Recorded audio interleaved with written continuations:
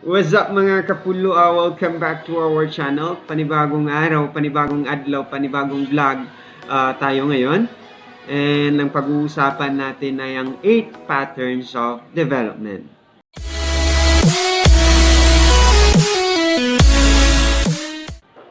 So ayan, educational vlog po muna tayo ngayon.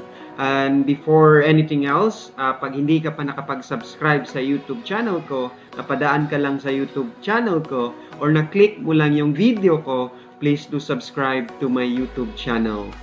And i-click mo na rin yung notification bell and select all para ma-notify ka sa mga bagong video na i-upload ko sa YouTube. So ayan, no, huwag na nating patagalin. Let's discuss the 8 patterns of development. There are 8 patterns of development, and here are the 8 patterns of development.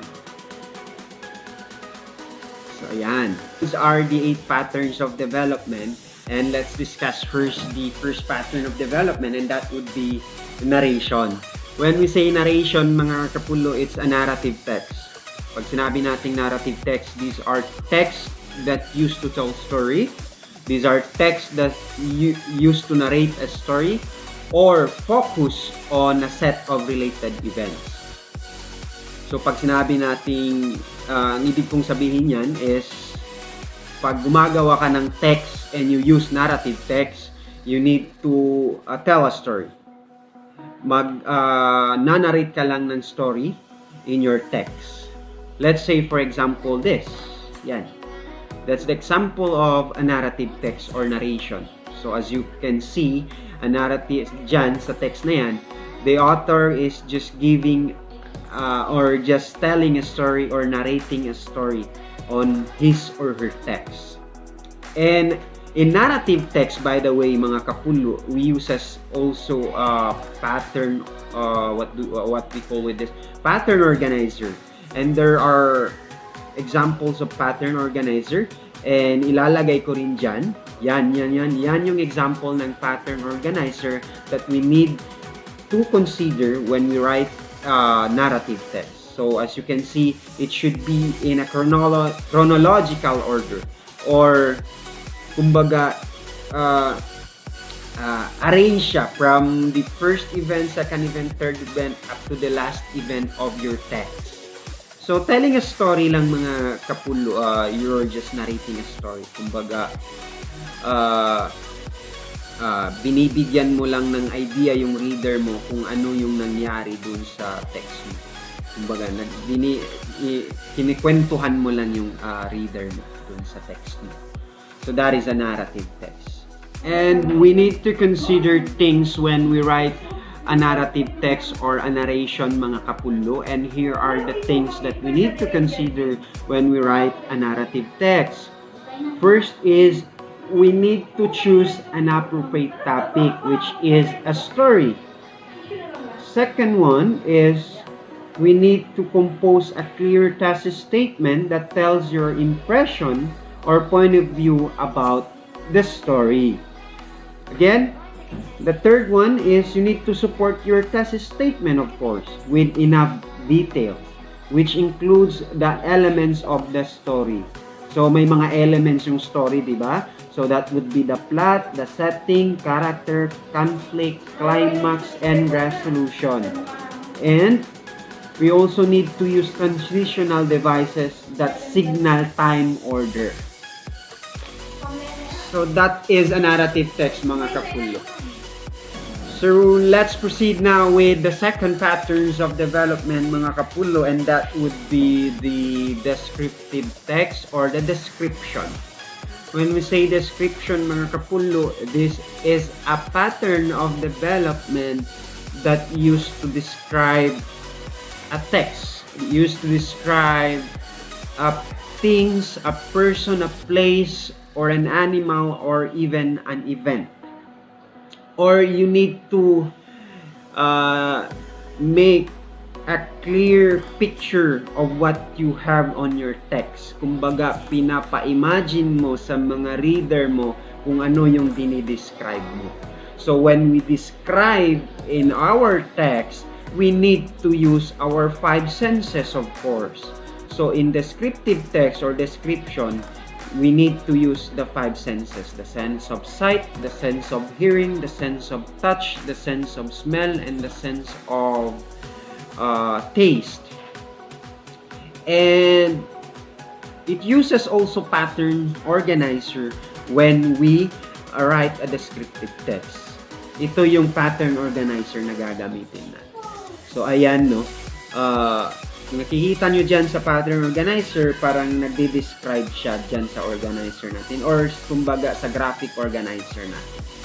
And this is the example also of the descriptive text. So yan. Yan yung example ng descriptive text. As you can see in that text, the author describe his topic or her topic in his text. So nagdi-describe siya, no. Kumbaga, kung gumawa pa tayo ng sarili nating descriptive text, let's say for example, ang topic natin is about the dog, about our dog. So we need to describe our dog. So yun, no, yun yung example ng descriptive text.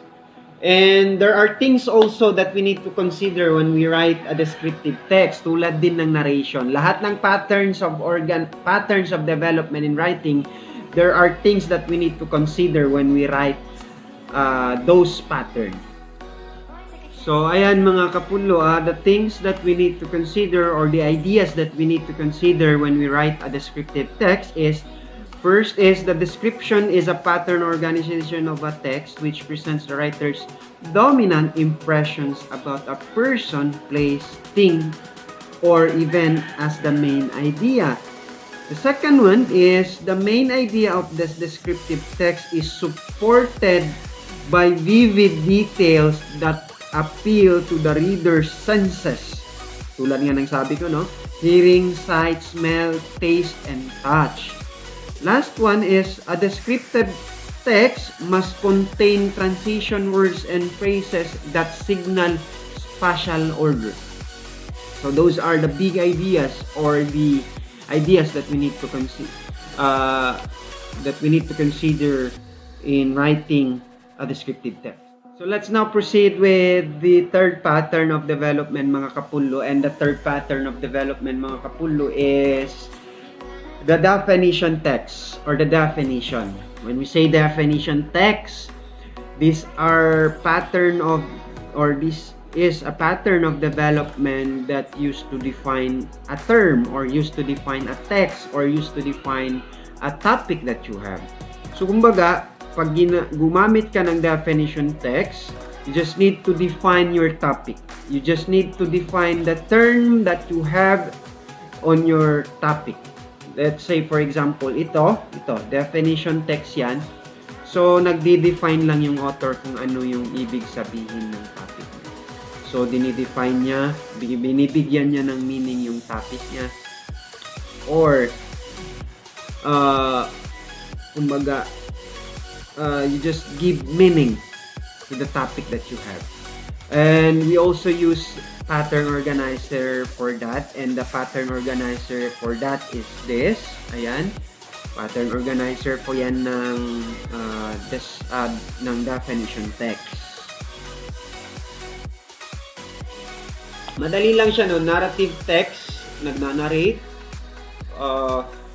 Descriptive text, you just need to describe. Definition is you just need to define your topic. So we also need to consider things or ideas in writing definition text. First is think of a difficult or unfamiliar word that you can define.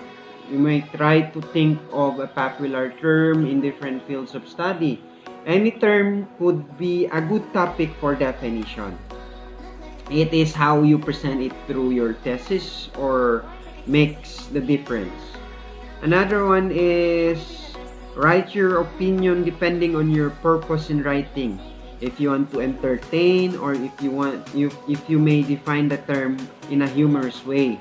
But if you want to persuade, you may define the term in a more serious manner.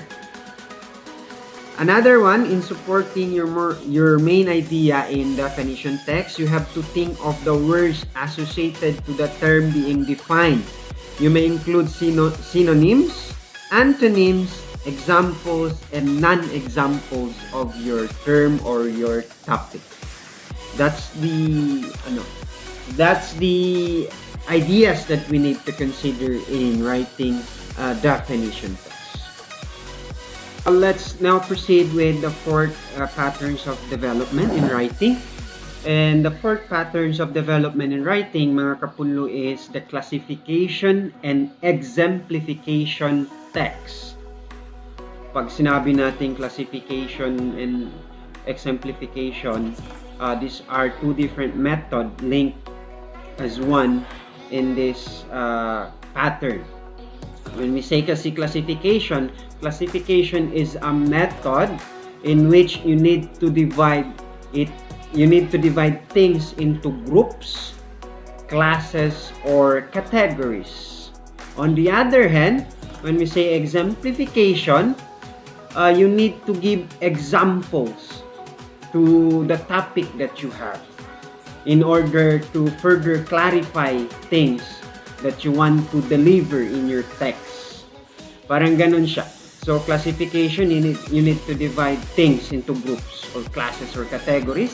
Exemplification, from the word itself, exemplify or examples. You need to give examples. So that is what we call exemplification and classification text. I'll give you an example for that. Let's try to check. So that's the example for exemplification and classification and exemplification text.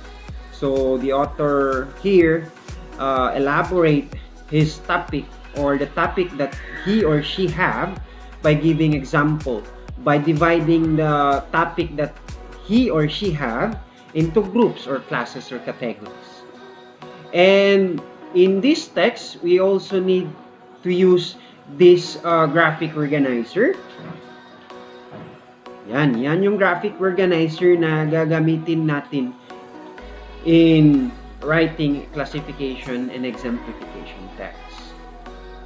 So that's the mga kapulo, no, sa classification and exemplification text. Yun yung mga explanation or simple explanation with that pattern of development.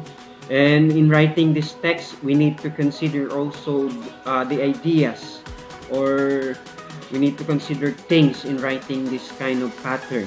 So first is this. In choosing a topic for this text, you need to think of the things that can be divided into subgroups. Like, for example, musical. So in musical, we can divide music, right? Instruments, gadgets, sports. We can divide sports, or we can give example in sports, or we can divide the sports. Another one, when we formulate opinion in this kind of pattern, you need to express your opinion on how you feel or think about the classification of your subject. Let's say, for example, the equal importance of your topic or the extreme difference of that topic. Another things that we need to consider is you need to generate your supporting details or the main idea of your classification text by making a graphic organizer that I showed you a while ago. And then organize your ideas by completing organize the ideas that you have in your outline before your thesis statement and the topics and for each paragraph in your body of your text. So that's the things that we need to consider in classification and exemplification. So those are the 4 types that I will need to discuss first in this vlog, because I need to cut this vlog. So if you want to watch the other 4 patterns of development in writing, please do watch my next video. I'll be uploading also the next video or the next pattern of development because we have 8 patterns of development. So I would like to thank all my subscribers who watch my vlog every time I uploaded a new video or new vlog in my YouTube channel. So shout out pala, may mga nagpapa-shout out pala sa akin. So shout out rather kay Almujir. Shout out sa iyo tol or Kapullo. Shout out din kay kina Sheila Marie Albarico, kay Karil Albarico, and kay Muhammad Ali Hamja Bandon. Shout out sa iyo Kapullo. So dito na muna yung vlog na to. And kita-kita tayo sa next vlog ko. So see you in my next vlog mga Kapullo.